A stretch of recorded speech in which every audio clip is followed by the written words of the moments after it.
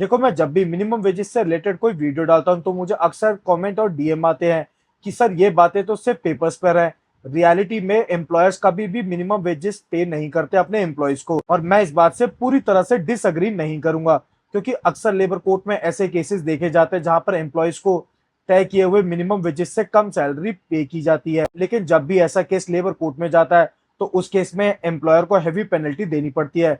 देखो, मैं आपको उसको एक एग्जांपल से समझाता हूँ। अगर एक एम्प्लॉय की सैलरी 15,000 रुपए है और वो पिछले 5 महीने से अपनी कंपनी के साथ काम कर रहा था, लेकिन गवर्नमेंट ने उसके 20,000 रुपए मिनिमम वेजेस फिक्स किए हुए थे, यानी पिछले 6 महीने से उसको हर महीने 5,000 रुपए कम सैलरी पे की जा रही थी। अब अगर ऐसे सिचुएशन में वो एम्प्लॉय लेबर कोर्ट को अप्रोच करता है तो एम्प्लॉयर को हर महीने का जो वो डिफरेंस है 5,000 रुपए का, यानी कि 6 महीने के वो हो गए 30,000 रुपए, वो तो पे करने ही पड़ेंगे। उसके साथ लेबर कोर्ट चाहे तो 10 टाइम्स पेनल्टी उन 30,000 रुपए पे भी लगा सकता है, यानी एम्प्लॉयर को वो 30,000 रुपए तो पे करने पड़ेंगे, और उसके साथ जो उस पर 10 टाइम्स पेनल्टी जो कि 3 लाख रुपए तक की जा सकती है वो भी पे करनी पड़ेगी। और ये बात सिर्फ पेपर्स पे नहीं है, ये एक्चुअल में होता है। लेकिन हाँ, यहाँ मैं एक बात क्लैरिफाई करना चाहता हूँ।